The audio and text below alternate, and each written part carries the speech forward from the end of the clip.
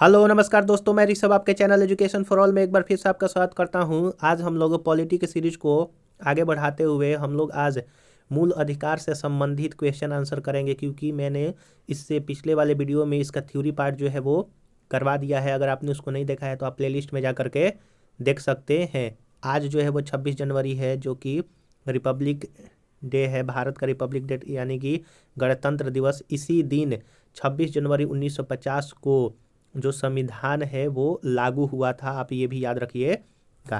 तो चलिए आज हम लोग जो है वो क्वेश्चन आंसर करेंगे मूल अधिकार से संबंधित, जो कि पिछले वर्षों में जो है वो पूछा गया है अलग अलग एग्जाम में। उसके बारे में हम लोग देखेंगे। अगर आपको वीडियो अच्छा लगे तो वीडियो को लाइक कर दीजिएगा, अपने दोस्तों में शेयर कर दीजिएगा, और चैनल को सब्सक्राइब नहीं किए हैं तो चैनल को सब्सक्राइब भी कर दीजिएगा। तो चलिए आज का पहला क्वेश्चन है कि निम्नलिखित में से कौन सा कारक किसी उदार लोकतंत्र में स्वतंत्रता की सर्वोत्तम सुरक्षा को नियत करता है? तो शक्तियों का पृथक्करण जो है वो लोकतंत्र में स्वतंत्रता की सर्वोत्तम सुरक्षा को नियत रखता है।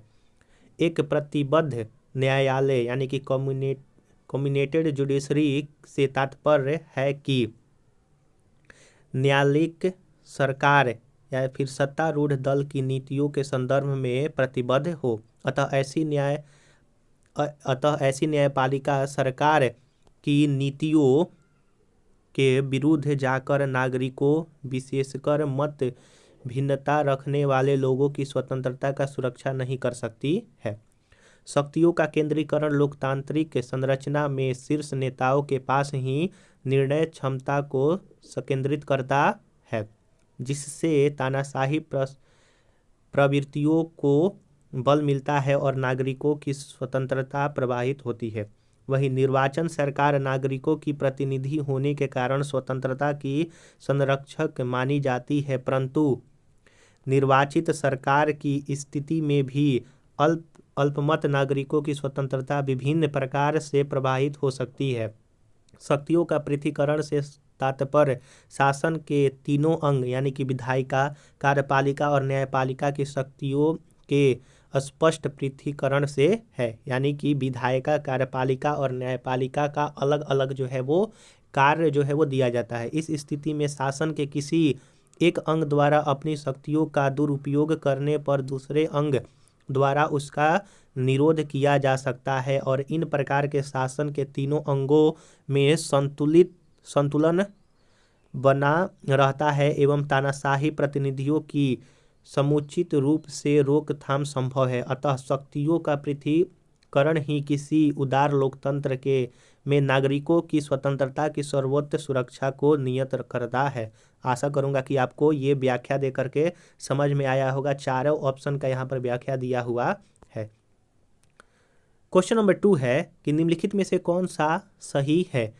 तो ऑप्शन नंबर ए सही है कि भारतीय संविधान में मूल अधिकार को शामिल करने के लिए नेहरू रिपोर्ट 1928 ने समर्थन किया था, इसलिए विकल्प ए सही है।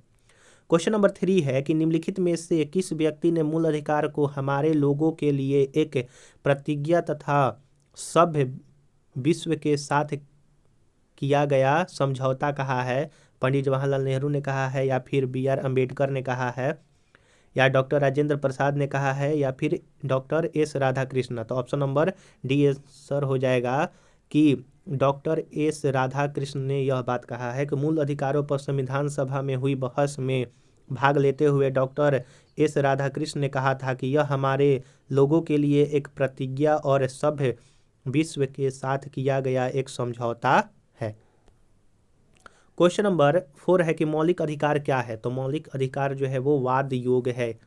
भारतीय संविधान में सामाजिक आर्थिक एजेंडे को साकारित करने के लिए वाद योग और अवाद योग दोनों तरह की व्यवस्थाएं समाहित है, जिसमें मौलिक अधिकार वाद योग है। वहीं राज्य के नीति निर्देश तत्व, जिसको डीपीएसपी कहा जाता है, जो कि आयरलैंड से लिया गया है, वो अवाद योग है।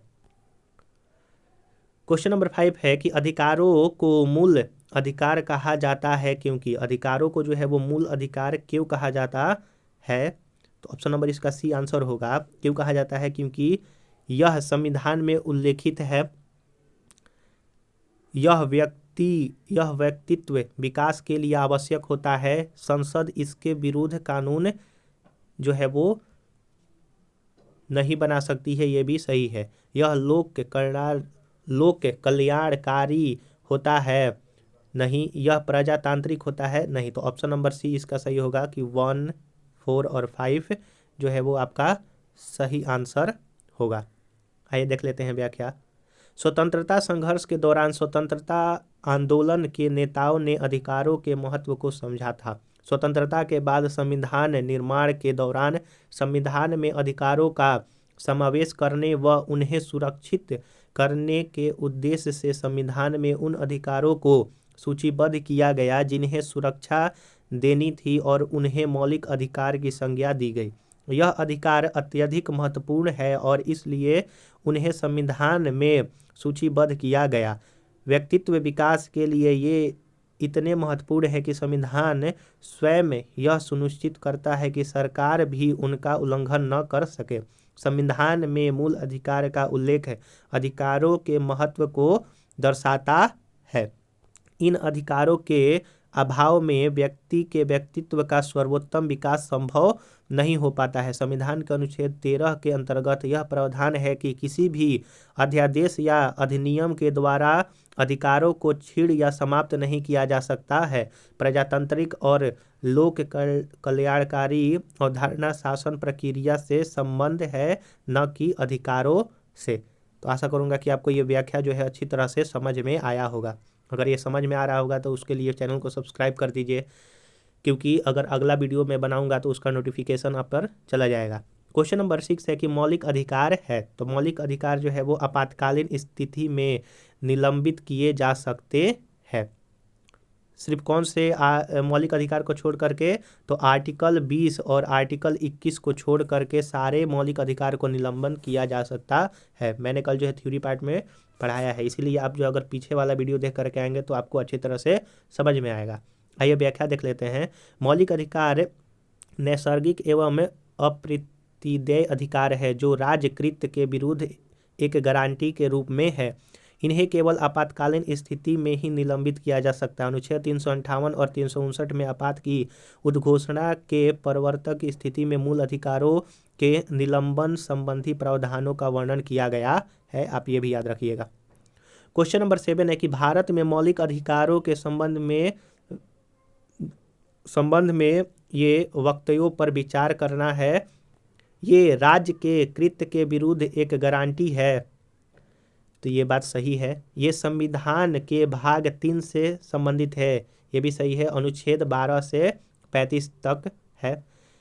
यह सामाजिक, आर्थिक और राजनीतिक न्याय सुनिश्चित करती है, ये भी सही है। यह संयुक्त राज्य अमेरिका में अधिकारों के बिल की भांति नहीं है, तो ये बात गलती है क्योंकि यहाँ पर नहीं लगा दिया है, ये है। यानी कि संयुक्त राज्य अमेरिका के अधिकारों के बिल की भांति जो है वो भारत के मौलिक अधिकार को माना गया है। आप ये भी याद रखिएगा।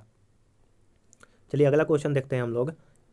8 नंबर के भारतीय संविधान में किस अनुच्छेद के अंतर्गत नागरिकों को मौलिक अधिकार प्रदान किया गया है? तो अनुच्छेद 12 से 35 तक पार्ट 3 में कहा गया है, जिसमें वर्तमान में 6 मौलिक अधिकार हैं, लेकिन मूल संविधान में 7 मौलिक अधिकार था, जिसमें से संपत्ति का अधिकार को 44वां संविधान संशोधन 1978 के तहत उसको मौलिक अधिकार से हटा करके एक लीगल राइट बना दिया गया है और वर्तमान में वो आर्टिकल 300 क में रखा गया है। आप ये भी याद रखिएगा। क्वेश्चन नंबर 9 है कि भारतीय संविधान का कौन सा अनुच्छेद संवैधानिक प्रावधानों को संघीय संसद, राज्य विधान पालिकाओं द्वारा बनाए गए नियमों कानूनों पर प्राथमिकता प्रदान करता है? तो अनुच्छेद 13। संविधान के अनुच्छेद 13 में यह प्रावधान है कि संघ एवं राज्य कोई ऐसा कानून नहीं बनाएगा जो भाग 3 में प्रदत्त मौलिक अधिकार को छीनता या न्यून करता हो। यदि कोई कानून मौलिक अधिकार के उल्लंघन में बनाया गया है तो वह कानून उल्लंघन की मात्रा तक शून्य होगा। अनुच्छेद 32 में संवैधानिक उपचारों का अधिकार है। अनुच्छेद 245 में केंद्र एवं राज्य द्वारा बनाई गई विधियों का विस्तार दिया गया है। वहीं अनुच्छेद 326 में लोकसभा एवं विधानसभा का निर्वाचन वयस्क मताधिकार के आधार पर होना ये संभव होता है आर्टिकल 326 के तहत। क्वेश्चन नंबर 10 है कि भारतीय संविधान के अनुच्छेद 13 का मुख्य उद्देश्य निम्नलिखित में से किसके संदर्भ में संविधान की सर्वोच्चता सुनिश्चित करता है? तो मौलिक अधिकार के बारे में यह बतलाता है। आप ये भी याद रखिएगा। अगला क्वेश्चन है क्वेश्चन नंबर 11 कि भारतीय संविधान में समता का अधिकार 5 अनुच्छेदों द्वारा प्रदान किया जाता है। वो आर्टिकल किस आर्टिकल में कहा गया है? तो आर्टिकल 14 से आर्टिकल 18 तक जो है वो समता का अधिकार के बारे में बतलाया गया है। आइए देख लेते हैं। आर्टिकल 14 में विधि के समक्ष समता के बारे में बतलाया गया है कि सभी लोग, भारत के जितने भी लोग हैं, सभी को एक जो है वो लॉ के तहत रखा जाएगा। अनुच्छेद 15 में धर्म, मूल वंश, जाति, लिंग या जन्म स्थान के आधार पर कोई जो है विभेद नहीं करेगा। अनुच्छेद 16 में लोक नियोजन के विषय पर अवसर की समता है। वहीं अनुच्छेद 17 में अनटचेबिलिटी, अस्पृश्यता का अंत के बारे में दिया गया है। वहीं अनुच्छेद 18 में उपाधियों के अंत के बारे में बतलाया गया है। क्वेश्चन नंबर 12 है कि समता का अधिकार संविधान के किस अनुच्छेद के अंतर्गत दिया गया है? तो समता का अधिकार जो है वो अनुच्छेद 14 के अंतर्गत जो है वो दिया गया है। इसमें जो है वो कूट चुनना है। तो देखिए हम लोग समता का अधिकार कितना 5 आर्टिकल पढ़े 14 से 18 तक, तो ये 14 आर्टिकल हो जाएगा, अनुच्छेद 15 होगा और अनुच्छेद 16 भी हो जाएगा, 17 और 18 भी इसमें सम्मिलित है। आप ये भी याद रखिएगा। तो ऑप्शन नंबर सी इसका सही हो जाएगा।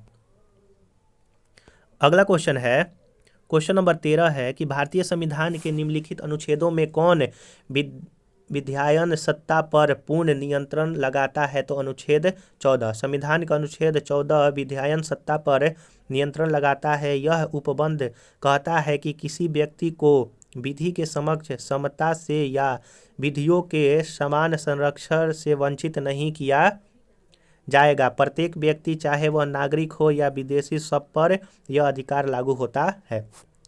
क्वेश्चन नंबर 14 है कि निम्नलिखित में से भारत के संविधान का कौन सा अनुच्छेद कानून के समक्ष समानता से संबंधित है? तो आर्टिकल 14।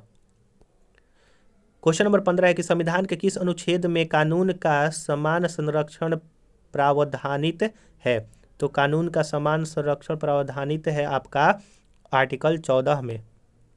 क्वेश्चन नंबर 16 है कि कानून को लागू करने के मामले में कोई विधान जो किसी कार्यपालक अथवा प्रशासनिक अधिकार को अनिर्देशित एवं अनियंत्रित विवेकाधिकार देता है, भारत के संविधान के निम्नलिखित अनुच्छेदों में से किसका उल्लंघन करता है? तो वो आर्टिकल 14 का उल्लंघन करता है। संविधान के अनुच्छेद 14 के अनुसार राज्य भारत के राज्य क्षेत्र में किसी व्यक्ति को विधि के समक्ष समता से या विधियों के समान संरक्षण से वंचित नहीं करेगा। यह विधि के शासन यानी कि रूल ऑफ लॉ का मूल तत्व है, जिसका तात्पर्य यह है कि सभी के लिए एक कानून और सभी के लिए एक न्याय तंत्र है। अतः कानून को लागू करने के मामले में कोई विधान जो किसी कार्यपालक अथवा प्रशासनिक अधिकारों को अनिर्देशित एवं अनियंत्रित विवेकाधिकार देता है, तो वह संविधान के अनुच्छेद 14 के तहत अभिहित यानी कि विधि के शासन का उल्लंघन करता है। आप याद रखिएगा। क्वेश्चन नंबर 17 है कि विधि का नियम या कानून का अधिराज्य का मतलब क्या है? तो सभी के लिए एक कानून और सभी के लिए एक न्याय तंत्र होगा। यह आर्टिकल 14 कहता है। आप ये भी याद रखिएगा। क्वेश्चन नंबर 18 है कि धर्म आदि के आधार पर विभेद या प्रतिषेध यानी कि भारत के संविधान का अनुच्छेद 15 एक मूल अधिकार है जिसे इसके अधीन वर्गीकृत किया गया है, तो समता के अधिकार के अधीन कहा गया है। आर्टिकल 15 के अनुसार धर्म, मूलवंश, जाति, लिंग या जन्म स्थान के आधार पर विभेद या प्रतिषेध एक मौलिक अधिकार है जिसे समता के अधिकार के अंतर्गत वर्गीकृत किया गया है, जो कि आर्टिकल 14 से 18 तक बतलाया गया है। क्वेश्चन नंबर 19 है कि मद्रास राज्य बनाम दोराय राजन 1951 के मुकदमे में भारतीय सर्वोच्च न्यायालय के निर्णय के परिणाम स्वरूप निम्नलिखित में से किस मौलिक अधिकार को संशोधित किया गया? तो जो है वो किस मौलिक अधिकार को संशोधित किया गया था? तो आपको भेदभाव के विरुद्ध का अधिकार को जो है वो संशोधित किया गया था 1951 में मद्रास राज्य बनाम दोराय राजन में।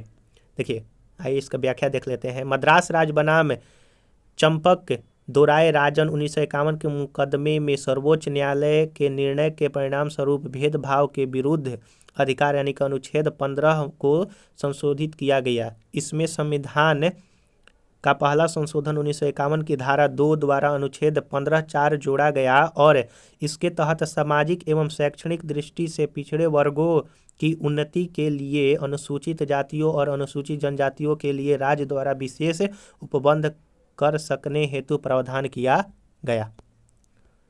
क्वेश्चन नंबर 20 है कि संविधान के किस अनुच्छेद के अंतर्गत शिक्षण संस्थाओं में जिसमें गैर सरकारी व गैर अनुदान प्राप्त भी सम्मिलित है अन्य पिछड़ों अनुसूचित जाति व अनुसूचित जनजाति हेतु आरक्षण की सुविधा प्रदान की गई है? वो आर्टिकल 15(5) के अंतर्गत आता है।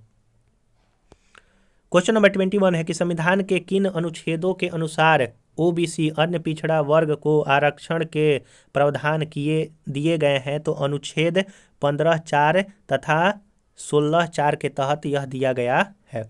भारतीय संविधान के अनुच्छेद 15(4) तथा 16(4) में यह प्रावधान किया गया है कि ओबीसी को के लिए राज्य की सेवाओं में आरक्षण के प्रावधान किए गए हैं। 103वें संविधान संशोधन अधिनियम 2019 द्वारा जोड़े गए अनुच्छेद खंडों आर्टिकल 15(6) एवं 16(6) के माध्यम से आर्थिक रूप से दुर्बल वर्गों के लिए आरक्षण का प्रावधान किया गया है, जिसको आज के समय में EWS कहा गया है, जिसमें 10% जो है आरक्षण मिलता है लोक नियोजन में या फिर वो शिक्षा से संबंधित हो। क्वेश्चन नंबर 22 है कि भारतीय संविधान के निम्नलिखित अनुच्छेदों में से कौन सा एक लोक नियोजन के विषय में भारत के सभी नागरिकों को अवसर की समानता की प्रत्याभूति प्रदान करता है? आर्टिकल 15, आर्टिकल 16 का और आर्टिकल 16(2) या फिर आर्टिकल 16(3) या फिर अनुच्छेद 16(3), 4 और 5। तो इसमें जो है वो आर्टिकल 16(1) और 16(2) ऑप्शन नंबर बी जो है वो सही आंसर हो जाएगा। इसके तहत राज्य के अधीन किसी पद पर नियोजन के विषय में भारत के सभी नागरिकों के लिए अवसर की समानता की प्रत्याभूति प्रदान की गई है। आप ये भी याद रखिएगा। क्वेश्चन नंबर 23 है कि भारतीय संविधान में जैसा निहित है निम्न में से कौन सा समानता के मौलिक अधिकार में सम्मिलित नहीं है? तो आर्थिक समानता जो है वो नहीं दिया गया है। कानून के समक्ष समानता अनुच्छेद 14 के तहत, सामाजिक समानता अनुच्छेद 15 के तहत तथा अवसर की समानता अनुच्छेद 16 के तहत दिया गया है। मौलिक अधिकार में शामिल है लेकिन आर्थिक समानता की बात नहीं की गई है। कथन और कारण से संबंधित क्वेश्चन नंबर 24 है। कथन कह रहा है कि सामाजिक, आर्थिक एवं राजनीतिक क्षेत्रों में समान आधार निर्मित करने के उद्देश्य से राज्य असमान लोगों के लिए विभिन्न व्यवहार कर सकता है। कारण कह रहा है कि समान लोगों में विधि समान होगी और समान रूप से प्रशासित की जाएगी। तो इसमें से कौन सा जो है आपका सही है? तो इसका ऑप्शन नंबर डी, ए और आर दोनों सही है और ए का सही स्पष्टीकरण आर है। तो ऑप्शन नंबर डी इसका सही आंसर हो जाएगा। आइए हम लोग जो है व्याख्या देख लेते हैं। राज्य सामाजिक, आर्थिक एवं राजनीतिक क्षेत्रों में समान अधिकार निर्मित करने के उद्देश्य से असमान लोगों अर्थात गरीब, पिछड़े, वंचित आदि के लिए विभिन्न व्यवहार कर सकता है, अर्थात उनको विशेष सुविधा प्रदान कर सकता है। अनुच्छेद 16(4) तथा अनुच्छेद 15(4) के तहत राज्य द्वारा ऐसे प्रावधान किए गए हैं। हालांकि समान स्तर के लोगों के लिए विधि समान होगी और समान रूप से प्रशासित की जाएगी। अनुच्छेद 14 के तहत विधि के समक्ष समता की बात की गई है, इसीलिए ए और आर दोनों सही है और आर ए की सही स्पष्टीकरण भी कर रहा है। क्वेश्चन नंबर 25 है कि निम्नलिखित में से किसने भारतीय न्यायालय को समान कार्य के लिए समान वेतन का मौलिक अधिकार निगमन करते हुए समक्ष किया? तो ऑप्शन नंबर डी आंसर होगा कि ए में क्या कह रहा है कि संविधान की प्रस्तावना में प्रयुक्त समाजवादी शब्द। फिर बी कह रहा है कि ए को संविधान के अनुच्छेद 14 के साथ जो है वो मिलाकर पढ़ना, और ए को संविधान के अनुच्छेद 16 के साथ मिला करके पढ़ना। तो ऑप्शन नंबर डी इसका सही आंसर हो जाएगा कि ए, बी और सी जो है वो तीनों सभी को मिला करके पढ़ने पर ये आता है कि मौलिक अधिकार निगमन जो है वो दिया गया है। सर्वोच्च न्यायालय ने रणधीर सिंह बनाम भारत संघवाद 1982 में यह अभिनिर्धारित किया है कि अनुच्छेद 14 एवं 16 को संविधान की प्रस्तावना तथा अनुच्छेद 39 डी के प्रकाश में अर्थ निवित करते हुए समान कार्य के लिए समान वेतन का सिद्धांत इन अनुच्छेदों से निष्कर्षणीय है तथा इसको संगत वर्गीकरण अथवा असंगत वर्गीकरण पर आधारित असमान वेतनमानों के मामले में उचित ढंग से लागू किया जा सकता है।